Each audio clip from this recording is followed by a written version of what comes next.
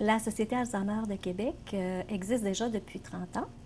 Donc, c'est un organisme sans but lucratif et on offre des services aux personnes qui sont touchées, évidemment, par la maladie d'Alzheimer, mais également des maladies apparentées.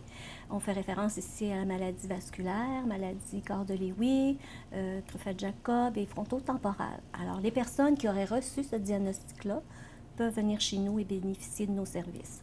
Les personnes qui ont reçu le diagnostic, mais aussi toute la famille, l'entourage, les amis, qui aimeraient en savoir davantage sur la maladie pour bien accompagner la personne.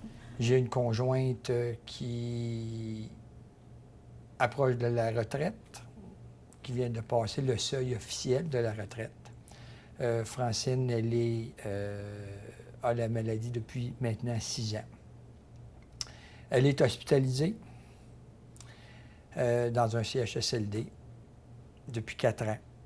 Donc aujourd'hui, elle est en assistance totale. Oui, on dit que pour une personne atteinte, il y a 10 personnes dans l'entourage qui sont touchées indirectement. Alors, effectivement, il y a le proche aidant qui, lui, est là constamment, mais il y a les enfants, il y a les petits-enfants, le beau-frère, la belle-sœur, les amis qui sont tous à un moment donné confrontés à la personne qui a la maladie et qui sont souvent déstabilisés par rapport au changement chez la personne. Alors, pour la région de Portneuf, actuellement, évidemment, les interventions téléphoniques et suivi téléphonique, ça s'adresse à la population de Portneuf également. Les rencontres individuelles, que ce soit à domicile ou au CLSC, des rencontres familiales aussi.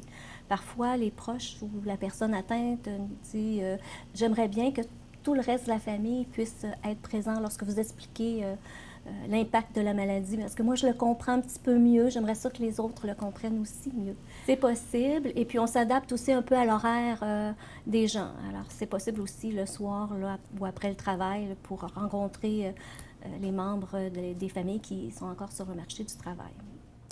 Oui, je savais, on m'avait donné de la documentation sur la société. J'étais venu voir un petit peu les services qu'ils m'offraient, mais avant de demander des services, ça a pris un bout de temps. Ça a pris un bout de temps. Il a fallu mettre l'orgueil de côté, puis il a fallu, naturellement, quand le niveau est arrivé juste un petit peu plus que là, au bord de craquer, ben là, tu retournes, puis tu dis, ben, je pourrais-tu avoir de l'aide, là, parce que là, je suis plus capable. C'est quoi? C'est notre drame de toujours attendre. Effectivement, ça peut, c'est sur une durée de 8 à 12 ans qu'on peut accompagner un proche qui a la maladie. Au début, nos interventions se font souvent avec les personnes qui reçoivent le diagnostic en début de maladie. Mais compte tenu des problèmes cognitifs, c'est beaucoup plus la famille là, qui rentre en ligne de jeu et là, qui interviennent auprès de la personne et qui demande notre aide. Donc, et oui, c'est quelque chose de longue haleine, hein, l'accompagnement pour les proches aidants. Alors, être mieux outillés, mieux connaître la maladie, avoir des meilleures stratégies quand ils accompagnent leurs proches, ça les préserve de l'épuisement qui guette plusieurs d'entre eux. Donc, c'est important de venir chercher des informations, de l'aide le plus tôt possible, de ne pas attendre d'être épuisé et d'être avancé dans la maladie. C'est certain que les proches aidants ont l'impression que, bon, sont capables, ils font ça par amour sur leur conjoint, leur conjointe, mais à un moment donné, ça devient lourd. Parce que la maladie évolue et les besoins de la personne évoluent également.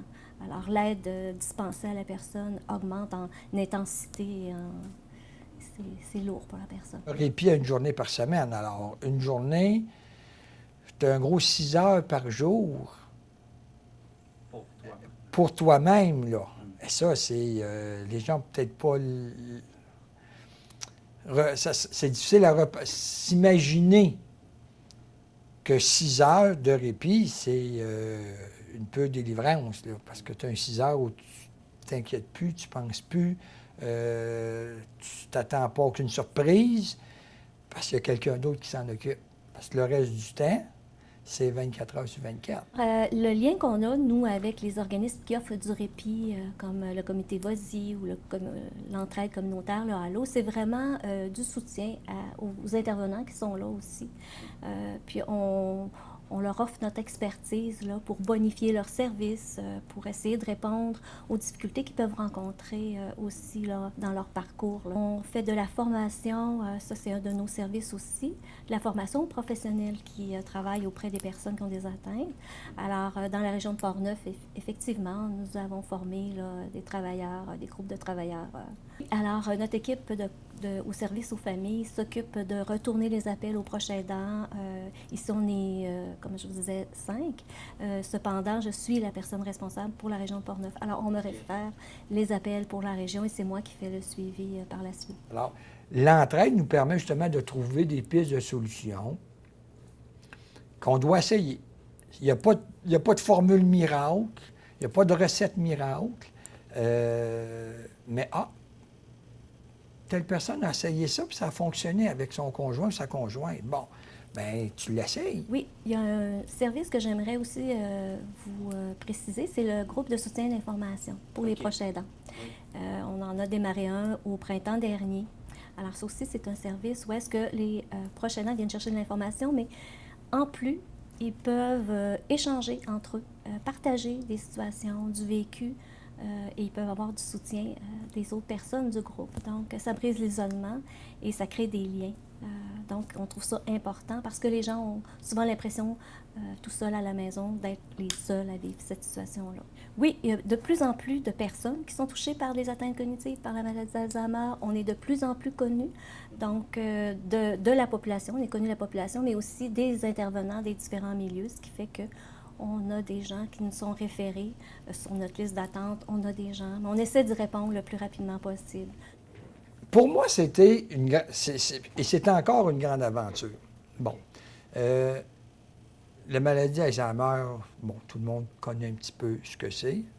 On ne s'imagine pas, par contre, tout ce que ça implique au niveau de la famille, au niveau des enfants. Parce qu'on perd... La personne perd ses repères, mais nous aussi, on les perd parce que les amis s'éloignent, la famille s'éloigne parce que là, on ne sait pas comment réagir, on ne sait pas comment leur parler. Fait que les invitations au souper disparaissent, puis on se ramasse souvent très seul. Ce que souvent, je tente d'apporter dans mon témoignage, c'est qu'on a besoin de leur appui financier pour la recherche, mais on a besoin aussi que ces gens-là aient un autre regard sur un aidant. Qui ne juge pas l'aider, dans le fond. Qui ne juge pas l'aider. Puis des fois, c'est juste une petite tape dans le dos que ça prend. Puis des fois, ben, c'est surtout d'éviter de faire, des fois, certains commentaires. Bon, on essaie d'aller chercher, de leur transmettre ce qu'un proche aidant peut vivre. Alors, c'est difficile de faire des deuils. On a tous entendu parler de faire un deuil parce que la personne est décédée. Bon, elle est morte, bon. L'Alzheimer, c'est des centaines de deuils qu'on fait à tous les jours. À chaque fois, on dit « Oh, OK, là, elle n'est plus capable de faire ça. Ah, ça, elle n'est plus capable. » Puis à un moment donné, tu dis « Bon, il doit plus en rester, là. » Et non. Ça déboule. Il t'en revient un, je me rappelle, à un moment donné, Francine était placée. Je suis allé prendre une marche, je suis allé m'asseoir devant le château, écouter les amuseurs publics, ceux qui chantent. Et ça, c'était une activité qu'on faisait régulièrement. Et là, tu t'assois, tu entends des chansons qu'elle aimait, et là, tu fais comme « Ah, ça en a un autre que j'avais oublié de faire mon deuil. » Puis là, il vient te chercher. Alors, c'est ça, c'est continuel, c'est des deuils, puis tu sais que ça va descendre, mais tu fais comme « Ah, c'est encore ça aujourd'hui. » Ici, on a un centre de documentation très fastidieux, je vous dirais. Là. Les gens peuvent trouver beaucoup d'informations bien précises sur différents aspects en lien avec la maladie, que ce soit au niveau de l'alimentation, la communication.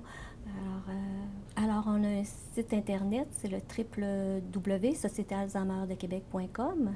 On y retrouve beaucoup d'informations sur la maladie, mais aussi sur la recherche. Où en sont les projets de recherche? Il y a des projets de recherche très importants à Québec. On a besoin de participants. Alors, les gens peuvent aller sur notre site et vérifier s'ils seraient éligibles pour participer à ces projets-là. On a des listes de ressources, des livres à consulter, des vidéos aussi à regarder. Il est très complet comme site. Les besoins spécifiques, on ne les connaît pas. Bon, on entend parler qu'on va avoir besoin de services juridiques, qu'on va avoir... moi, en fait, c'est le neurologue qui, le premier, me dit, bien, il faudrait penser à un mandat d'inaptitude. Là, tu fais comme, un mandat d'inaptitude, wow! Tu sais, ça ne rentre pas dans nos cadres, là, on n'est pas habitué à ça. Alors, on découvre en jasant que, il existe tel service. Parce que de nous-mêmes, lesquels on a besoin. Ce qu'on a besoin, c'est de se faire assurer. C'est ça, c'est ce que les gens nous disent. Qu'est-ce qu'on peut faire? Et lorsque le diagnostic est donné, il n'y a pas de mode d'emploi qui vient avec. Donc, nous, on est vraiment là pour les aider, pour qu'ils s'y retrouvent et puis qu'ils trouvent des façons là, de bien vivre malgré tout cette maladie-là.